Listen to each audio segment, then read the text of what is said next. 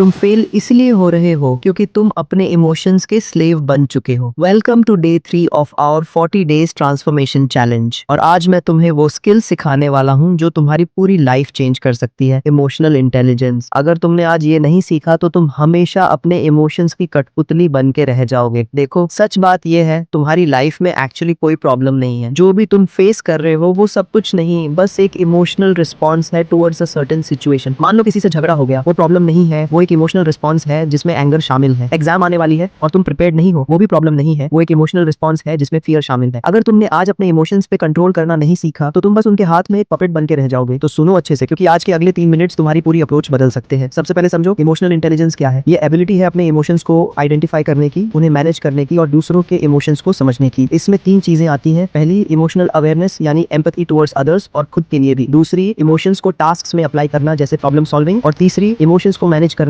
अपने को रेगुलेट करना और दूसरों को काम डाउन या चीयर अप करना। अब यहाँ सबसे बड़ी मिसकंसेप्शन ये है, बहुत इमोशनल होना और इमोशनली इंटेलिजेंट होना तो अलग चीजें हैं। वेरी इमोशनल लोग अपनी फीलिंग्स फ्रीली डिस्प्ले करते हैं बिना ये जाने कि क्यों वो फील कर रहे हैं या वो अप्रोप्रिएट है भी या नहीं। लेकिन इमोशनली इंटेलिजेंट लोग अपने इमोशंस को समझते हैं, उन्हें एक्सेप्ट करते हैं और उन्हें सही तरीके से हैंडल करते हैं। अब मैं तुम्हें 3 पावरफुल टेक्निक्स बताने वाला हूं जो तुम्हें इमोशनली इंटेलिजेंट बना देंगी। पहली टेक्निक है कॉग्निटिव रिस्ट्रक्चरिंग। इसमें तुम अपने नेगेटिव थॉट्स को आइडेंटिफाई करते हो और उन्हें चैलेंज करते हो। मान लो तुम्हें प्रेजेंटेशन देनी है और तुम सोच रहे हो यार मैं तो मेस कर दूंगा, लोग हंसेंगे मुझ पर। अब यहाँ तुम्हें 4 स्टेप्स फॉलो करने हैं। स्टेप 1, इस नेगेटिव थॉट को आइडेंटिफाई करो। स्टेप 2, इसे चैलेंज करो। खुद से पूछो क्या ये फैक्ट बेस्ड है, क्या पास्ट में भी ऐसा हुआ है, क्या अगर मैं मेस भी कर दूं तो मेरी पूरी लाइफ खत्म हो जाएगी। आंसर हमेशा ना होगा। स्टेप 3, अपने थॉट को रिफ्रेम करो। बोलो हाँ मैं नर्वस हूं लेकिन मैंने अच्छे से प्रिपेयर किया है, अगर गलती भी हो गई तो मैं सीख लूंगा। और स्टेप 4, इसे बार बार प्रैक्टिस करो। ये टेक्निक इसलिए काम करती है क्योंकि ये तुम्हारे ब्रेन की नेगेटिव साइकिल को ब्रेक करती है। कॉग्निटिव बिहेवियरल थेरेपी में यही टेक्निक यूज होती है एंजाइटी डिप्रेशन को कम करने के लिए। दूसरी टेक्निक है इमोशनल लेबलिंग। जब भी तुम्हें कोई इमोशन फील हो उसे लेबल कर दो। अगर गुस्सा आया, लेबल इट एज एंगर। अगर डर लगा, लेबल इट एज फियर। अगर जेलस फील किया, लेबल इट एज जेलसी। ये सिंपल सी चीज तुम्हें उस इमोशन के बारे में कंप्लीटली अवेयर रख देगी। और जब तुम अवेयर हो तो तुम कंट्रोल में हो। मान लो तुम्हारा बॉस मीटिंग में तुम पे चिल्ला रहा है, तुम्हें क्रिटिसाइज कर रहा है। अगर तुमने तुरंत रिएक्ट कर दिया गुस्से में तो जॉब जा सकती है। लेकिन अगर तुम उस मोमेंट में पॉज लो और अपने इमोशन को लेबल कर दो, दिस इज एंगर, तो तुम उस पर कंट्रोल रख सकते हो। या मान लो तुम सोशल मीडिया स्क्रॉल कर रहे हो और तुम्हारे स्कूल फ्रेंड की फोटो दिखी, महंगी कार, बड़ा घर, परफेक्ट लाइफ, तुम्हें जेलसी फील हो रही है, सैडनेस फील हो रही है। अब यहाँ तुम 2 चीजें कर सकते हो, या तो सोशल मीडिया यूसेज कम कर दो या फिर उसे एज मोटिवेशन यूज करो। बोलो अगर वो कर सकता है तो मैं भी कर सकता हूँ। ये टेक्निक इसलिए काम करती है क्योंकि ये तुम्हारे ब्रेन के प्रीफ्रंटल कॉर्टेक्स को एक्टिवेट करती है जो रीजनिंग और डिसीजन मेकिंग में इन्वॉल्व होता है, और ये डायरेक्टली अफेक्ट करता है तुम्हारे इमोशनल रिस्पॉन्स की इंटेंसिटी को। तीसरी टेक्निक है आई नीड स्टेटमेंट्स। बहुत बार हम अपनी नीड्स बॉटल अप कर लेते हैं। हम सोचते हैं मुझे एडजस्ट करना चाहिए, मुझे सबको खुश रखना चाहिए। लेकिन इमोशनली इंटेलिजेंट लोग अपनी नीड्स वॉइस करते हैं। अगर तुम्हें लग रहा है कि कन्वर्सेशन हीटेड हो रही है और तुम रेडी नहीं हो तो बोलो I need a moment, I need some time to think. अगर कोई तुम्हें अपसेट कर रहा है तो बोलो I feel defensive when you say that, I need you to stop doing this. जब तुम अपनी नीड्स क्लियरली कम्युनिकेट करते हो तो तुम कंट्रोल में आ जाते हो। तुम किसी और के टाइमलाइन पर ऑपरेट नहीं कर रहे, तुम अपने टाइमलाइन पर ऑपरेट कर रहे हो। कल डे 4 में मैं तुम्हें अगली पावरफुल स्किल सिखाऊंगा। तो अगर तुमने आज का लेसन समझ लिया है तो कमेंट करो डे 3 डन और मुझे फॉलो करो ताकि कल का डे 4 मिस ना हो।